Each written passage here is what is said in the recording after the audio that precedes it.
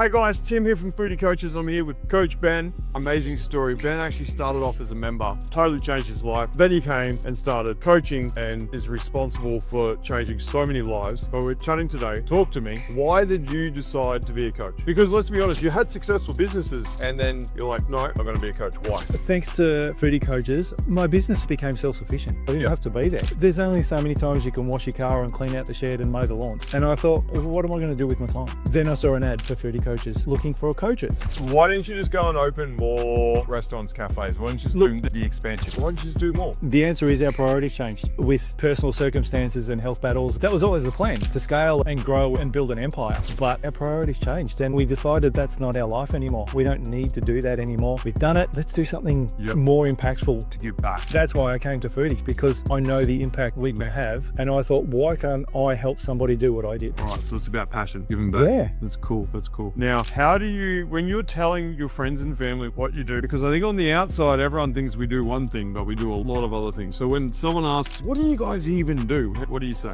The short answer is we help business owners become better business owners.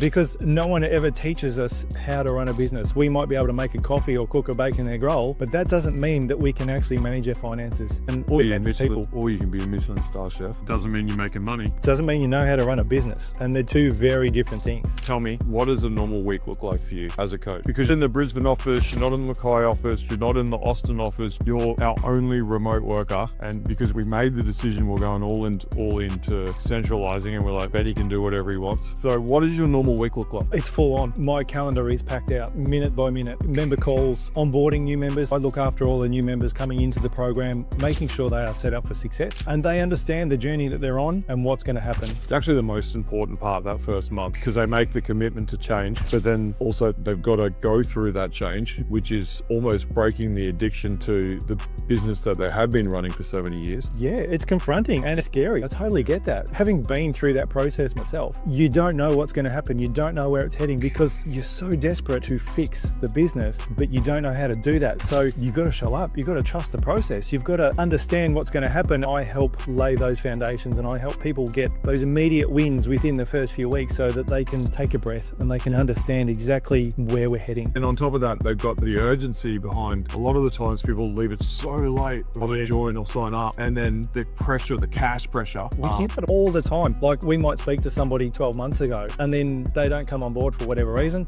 And then they reach out again and say, we should have signed up 12 months ago because now we are in worse shape. All the time we hear that. Amazing that people say, I wish I had done this 12 months ago. And there's that Japanese saying, which I've heard over and over again, just in the last few weeks, that if you catch the wrong train, get off at the closest station because then you don't have to travel so far back. And I think it's such a good analogy for business owners. Thank you, my man. Appreciate it.